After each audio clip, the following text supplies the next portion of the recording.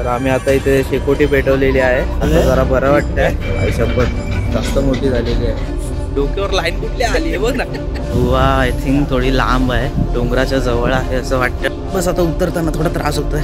ॲक्युप्रेशरचं pressure जास्त वाढलंय. असे शॉर्टकट जीवनामध्ये मारू नका तुम्ही, पुढे जाऊन खड्ड्यात पडाल.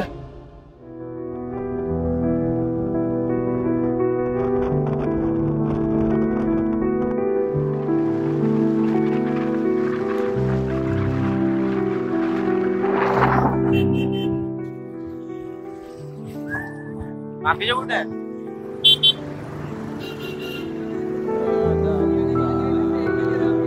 आणि आता वाजलेले आहेत रात्रीचा 1.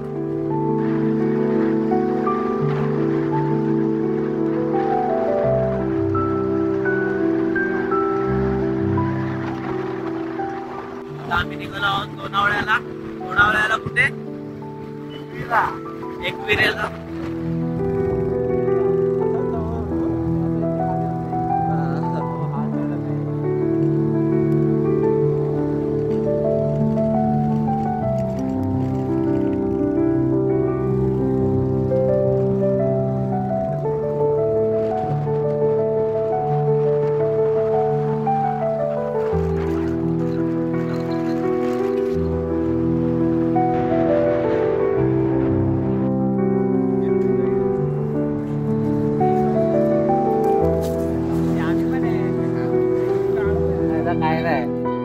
तर आम्ही आता इथे शेकोटी पेटवलेली आहे. आमचे थोडेसे मेंबर्स मागे राहिले. आई शपथ जास्त मोठी झालेली आहे शेकोटी आमची. जरा बरं वाटतंय. अरे उभा राहा मध्ये सती जाईल तुझी सती. लवकर विजली रे. फायदा काय?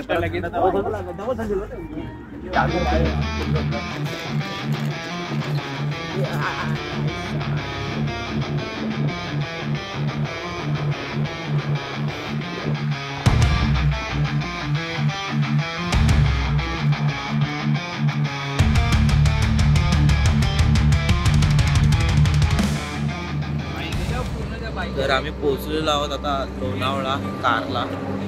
एकविरा आईच्या आता तुम्हाला उलट दिसत असेल, पण आम्ही आता पोहोचलेलो आहोत गेटवर. आणि आम्ही जरा पुढे आलेलो आहोत. आमचे राहिलेत 3-4 बाईक मागे राहिलेत.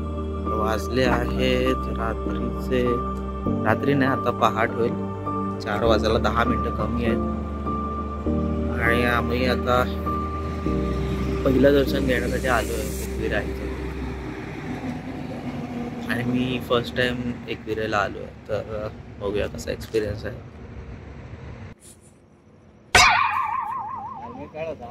नाही मी बोललो ही रशी डोक्यावर लाईन कुठली आली आहे बघ ना.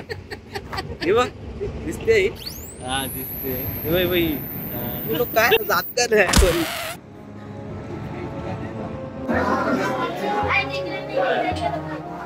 आम्ही आता एकविरा मातेच्या लाईनीमध्ये आहोत आणि लवकरच पोचू मंदिराच्या जवळ. ड्युटी घेतलेली आहे.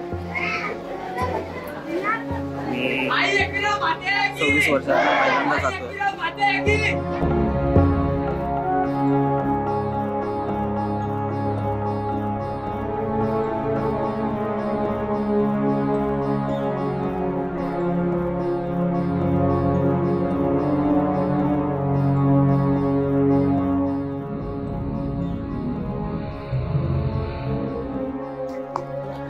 तर मित्रांनो आम्ही पोहोचलो आहोत आता प्रतिशिर्डी साईबाबा संस्थान. आणि आता वाजले 7:30 सकाळचे. बाईक राईड करून आता इथे आलेलो आहोत. थंडी भरपूर आहे आणि हा आमचा पूर्ण सगळ्यांचा स्क्वॉड चाललाय बघायला. तर चला बघूया. पैलवान वस्ताद नामदेवराव काची प्रवेशद्वार. तर मित्रांनो आपण आता आलो आहोत प्रतिशिर्डी साईबाबा मंदिर. पुण्याच्या जरा जवळ आहे. तर खूप असं सुंदर असं मंदिर इथे साकारलेलं आहे साईबाबांचं. शिरगावला आहोत आम्ही. प्रति शिर्डी म्हणता येईल असंच आहे, पण खूप शांतता आहे. हा महत्त्वाचा भाग आहे यातला. खरंच असं वाटतं की साईबाबांचं इथं वास्तव्य आहे, कारण इथे एवढी शांतता आहे. म्हणजे त्याला बरेच कारण आहेत, कारण की आम्ही खूप सकाळी आलो आहोत आणि मंदिर आताच ओपन झालं आहे, तर त्यामुळे शांतता आहे. आणि सकाळचं तर वातावरण खूप छानच असते. आणि इथं बाजूला मंदिराच्या छानशी बाग आहे, त्यामुळे थंडीचे दिवस असल्यामुळे खूपच छान वाटतं. तर आतमध्ये कॅमेरा घेऊन जाण्यास मनाई आहे, तर मी बाहेरच व्हिडिओ काढतो. तर आतमध्ये जरा जाऊन येतो. तर आताच आम्ही दर्शन घेतलं साईबाबांचं. खूपच थंडी आहे, लाद आहे इकडे, खूप थंडी बसते लाद पाय ठेवून. तर आता इथे साईबाबांचे झाड आहे इथे. इथे ना मुलावा आहे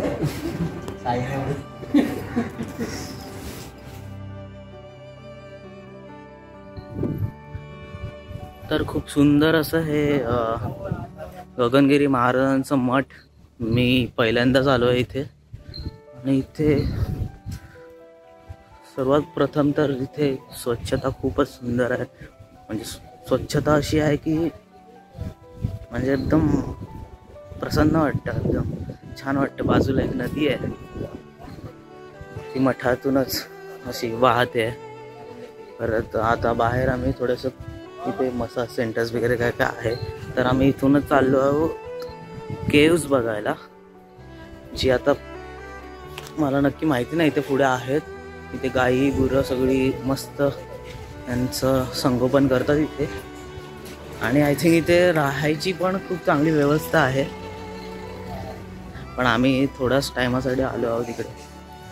तर मग केव्ज कुठे आहेत ते आम्हाला माहिती नाही आहे. तर आम्ही विचारलं पुजाऱ्यांना, तर त्यांनी म्हटलं की या दिशेने जावा. तर आता गुहेसाठी आम्ही मठाच्या थोडेसे बाहेर चाललेले आहोत. गुहा आय थिंक थोडी लांब आहे, डोंगराच्या जवळ आहे असं वाटतं गुहा. इथली गुहा आपण एक्सप्लोअर करूया.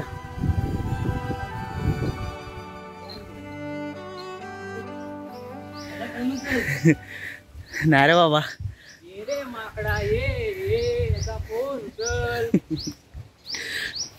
माकड हुशार आहे रे, माकड खायच्या गोष्टी उचलणार. तर आम्ही फायनली केवकडे पोचलेलो आहोत. म्हणजे हे आमच्या ग्रुपमधल्या काही 4 हुशार माणसांनी केलेलं धाडस. अथक परिश्रमानंतर बेअरफूट आम्ही ट्रेक केला आणि वरती आलो. हां फोटो भरपूर काढा. हां हो हो बोलावं असं वाटलं ना, फोटो काढायचे. त्यातून नाही कंट्रोल झालं तर खाली इकडे येऊन बोलायचं. हां इकडे चालेल. नाही बोलायचं. ओके. येथे माकडांना खाऊ घालण्यास सक्त मनाई आहे. यस, शांतता राखायची. मी हळू बोलणार आहे. माकड उलटा नको.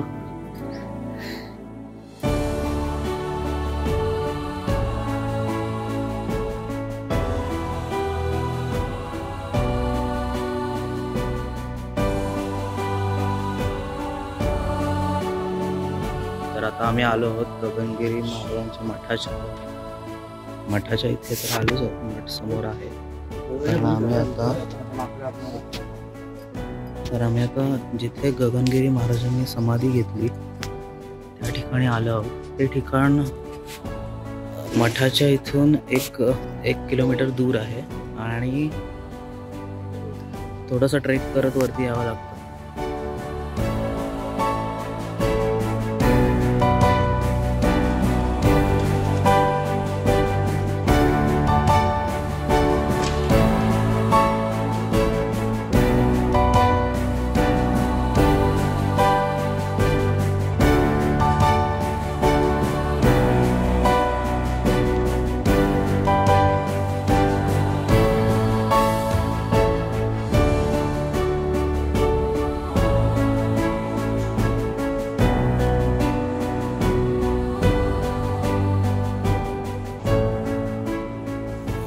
फायनली आम्ही केव्जमधून जाऊन आलेलो आहोत आणि महाराजांचं दर्शन घेतलं. बस आता एकच मोठा टास्क राहिला आहे. जसं वरती चढत आलेलो बेअरफूट, तसंच परत खाली उतरत जायचं आहे. आणि उतरताना पूर्ण प्रेशर पायावर असणार आहे, पूर्ण अंगाचा. आणि खाली संपूर्ण रस्ता खडीचा, खराब झालेला दगडांचा दाखवतोच तुम्हाला. इथे थोडीशी सोय केलेली आहे चालायची, पण खूप लांबून गोल फिरून जायची सोय आहे. तर मग मी तसा नाही जाणार, मी असा शॉर्टकटमध्ये जायला बघणार. पण थोडंसं पायांवरती ठीक आहे. महाराज ॲक्युप्रेशर करून देत आहेत फ्रीमध्ये. हा प्रसादच समजूया आणि जाऊया. म्हणजे तुम्ही सगळं ट्रेक करून महाराजांच्या मठापर्यंत म्हणजे समाधीपर्यंत पोहोचाल आणि मग तिथे जाऊन जो रिलीफ तुम्हाला मिळेल ना, तो एकदम असा मस्त क्षण आहे. तो तुम्हाला समजायला तुम्ही एन्जॉय करालच. बस आता उतरताना थोडा त्रास होतोय, कारण की ॲक्युप्रेशरचा प्रेशर जास्त वाढला. कारण की माझं वजन जास्त आहे म्हणजे आता थोडंसं जास्त वाटायला लागलं आहे, कारण की पायाखाली दगडी येत आहेत. आणि माझ्या मित्रांनी असा सुंदर असा रस्ता मिळवला आहे.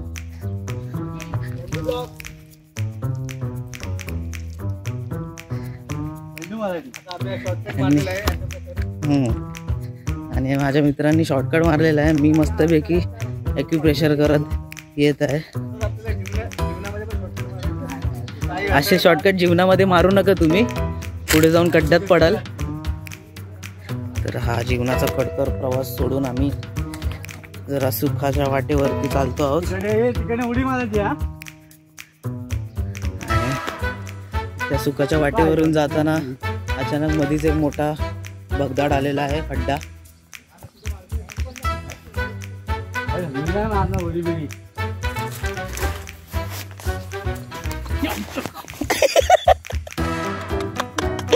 धावतो कशा कडे लागले